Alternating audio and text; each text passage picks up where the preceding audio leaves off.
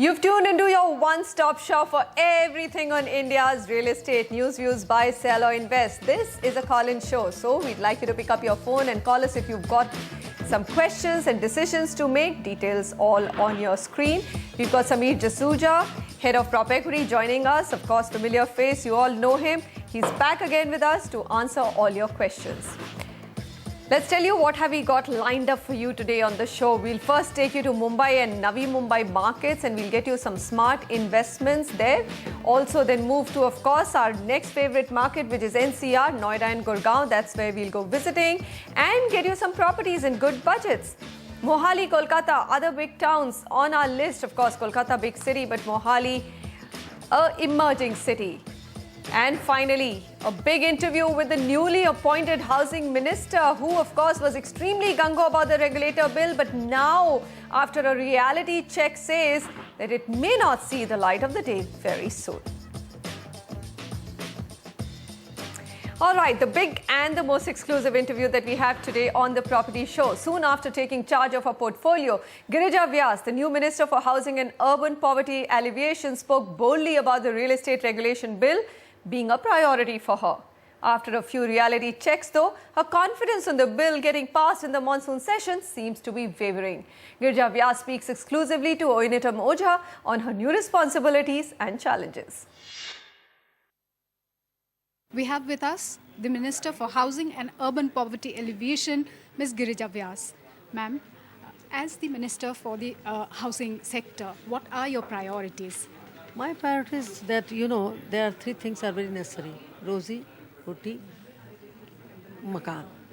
And, my ministry is concerned for the houses for the poor. So up to now, 7,13,377 lakh houses are completed. 3,80,000 lakh houses are in progress. And around 5,000 lakhs houses are occupied. So it is 5 lakhs.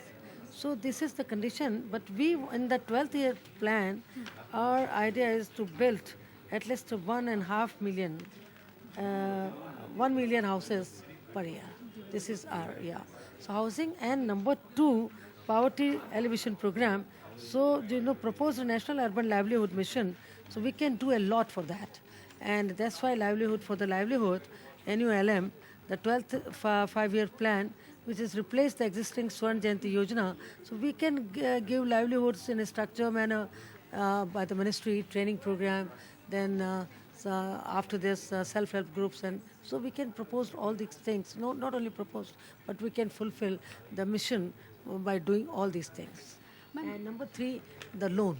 Loan is because taking the loan. So we want to give the loan up to 5 lakhs and there should be the subsidy, a 5% subsidy on that. Ma'am, what is your take on the pending Real Estate Regulator Bill? Do you think it will have a smooth passage in Parliament?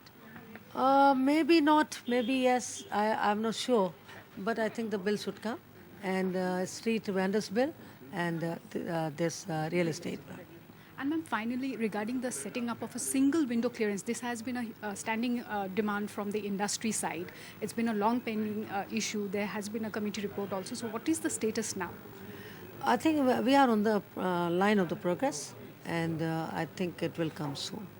And ma'am, finally wanted to know from you, your ministry is all set to help for reconstruction in Uttarakhand. So would you like to brief us on that, the plans of your ministry? Yeah, of course. My ministry, and on Saturday and Sunday, my ministry's team is going again to Uttarakhand, HUDCO, BMTPC, HPL, and just to give the technical and in the help and reconstruction and the technical team by the urban ministry, we can provide them Rajiv Awas Yojana, and maybe 10,000, maybe more, what is their now requirement accordingly.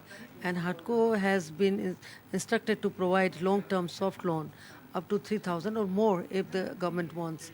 And so for the reconstruction, for the housing, and for the our instructions, we are already, and we want that there should be, because it is not, we do the only municipalities and the notified area. But because it is a extraordinary situation, that's why we have offered ourselves for all kind of help. All right, a housing minister who's got a big agenda and very few months to deliver on some of the promises or at least the changes that she'd like to bring about in her ministry. Meanwhile, here's also a quick roundup of all the top corporate stories and some policy decisions which will affect real estate in some of the key cities of India. Reliance Communications will demerge its real estate business into a separate listed entity called Reliance Properties. The proposed separation is an effort to divest non-core assets and to focus on its core wireless and enterprise business. The new realty arm will develop a huge land bank of 135 acres at its headquarters in Navi Mumbai and another 4 acres near Connaught Place in New Delhi with a total potential of Rs 12,000 crore. DLF has completed a 325 crore deal to sell its 150 megawatt capacity windmills in Gujarat to Bharat Light and Power.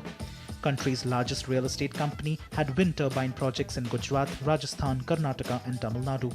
The transactions are in line with DLF's objective of divesting its non-core assets to reduce the debt to 17,000 crore by the end of the current fiscal. According to reports, private equity investments in real estate have registered a growth of 85% in the April to June quarter over the corresponding quarter last year. The investments rose both in terms of volume and value and were mostly made in residential space in Tier 1 cities. PE investors are reported to have invested in 13 companies in the just concluded quarter as against 6 in the corresponding quarter last year. Noida authorities are all set to demolish over 300 illegal farmhouses and buildings in the next 1 week. These illegal constructions are in about 124 hectares of the floodplain area. According to reports, more than 100 developers are illegally operating in the area, which is meant only for agricultural use. Officials have claimed that nearly 4,000 acres along the Hindan floodplains have been occupied illegally, for which at least 3,000 acres is in the primary river flow area.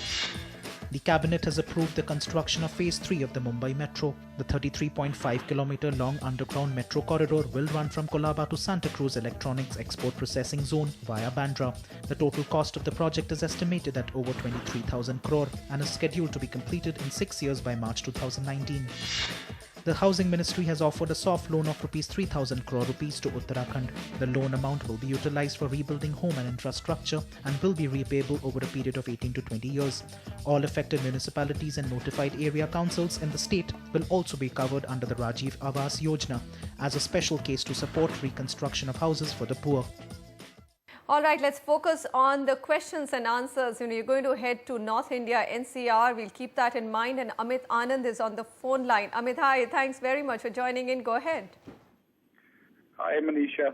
Hi. I'm a regular fan of your show with Thank you. Sameer. Yeah, and congratulate you on a successful year. Thank you so much.